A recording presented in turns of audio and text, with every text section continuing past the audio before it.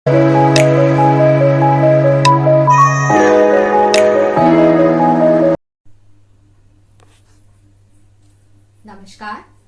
आज हम कक्षा 9 हिंदी स्पर्श भाग 1 पाठ 9 रैदास के दूसरे पद का भावार्थ समझेंगे। पहले पद का भावार्थ हम पिछली वीडियो में बता चुके हैं। अब इस वीडियो में हम दूसरे पद का भावार्थ समझेंगे। कक्षा 9 पाठ 9 पद, कवि का नाम रैदास, जन्म बनारस उत्तर प्रदेश 1388 में हुआ, मृत्यु भी बनारस उत्तर प्रदेश में सन 1518 में हुई। पद पाठ प्रवेश। दूसरे पद में भगवान की अपार उदारता, कृपा और उनके समदर्शी स्वभाव का वर्णन है। रैदास कहते हैं कि भगवान ने नामदेव, कबीर, त्रिलोचन, सधना और सैनु जैसे निम्न कुल के भक्तों को भी सहज भाव से अपनाया है और उन्हें लोक में सम्माननीय स्थान दिया है।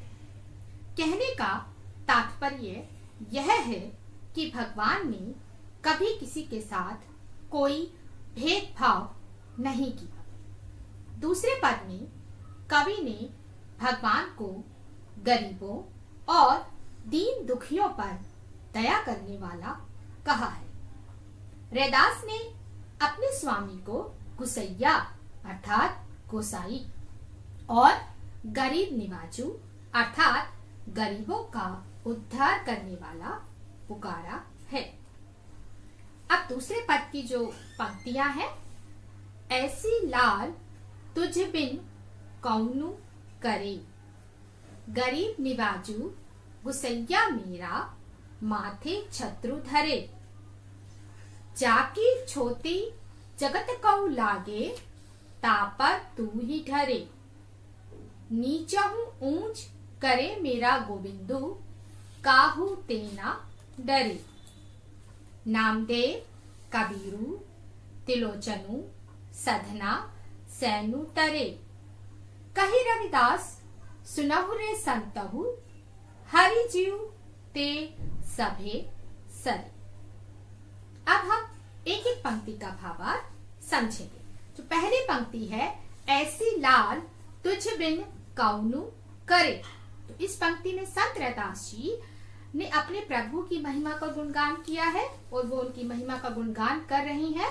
उनका प्रभु तथाकथित निम्न कुल में जन्मे मनुष्यों पर कृपा कर उन्हें समाज में उच्च स्थान दिलाता है।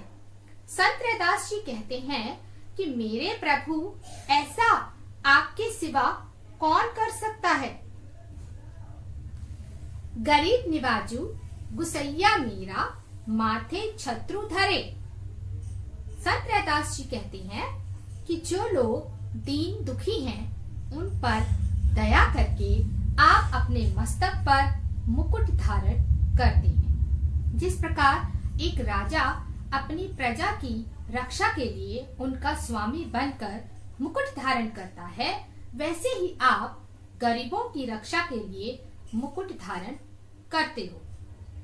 जाके छोटी जगत कौ लागे तापर तू ही ढरे।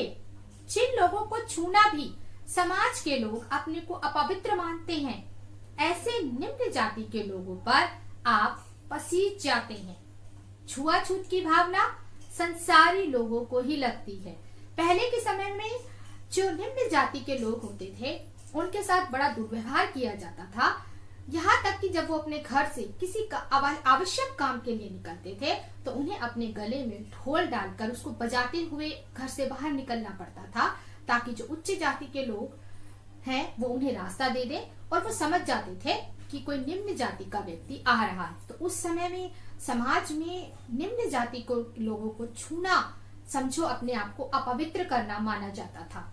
तो ऐसे लोगों पर कौन, सिर्फ और सिर्फ रैदास जी के प्रभु ही दया करके पसीज जाते हैं और उनका कल्याण करते हैं। नीचहु ऊंच करे मेरा गोविंदु काहू ते न डरे। संत रैदास जी कहते हैं कि जो लोग निम्न जाति के होते हैं उन्हें मेरा प्रभु समाज में उच्च स्थान दिलाता है और ऐसा करने से वह किसी से नहीं डरता। अर्थात निम्न जाति के लोगों को समाज में सम्मानीय स्थान दिलाते हैं और उन्हें किसी का डर नहीं होता। नामदेव कबीरू तिलोचनु सधना सैनु तरे। अब वो ये कहते हैं कि नामदेव कबीर त्रिलोचन सधना और सैनु सभी को मेरे प्रभु ने पार लगा दिया।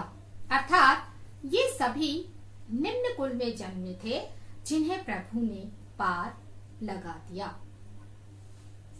अब आखिरी पंक्ति में संत रैदास जी कहते हैं, कही कर रविदासु सुनहु रे संतहु हरि जीव ते सभे सरे, कि इन सब को संतों की श्रेणी में बिठाकर भवसागर से पार लगा दिया।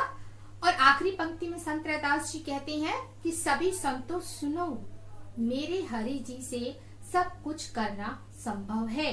अर्थात वे सब कुछ करने में समर्थ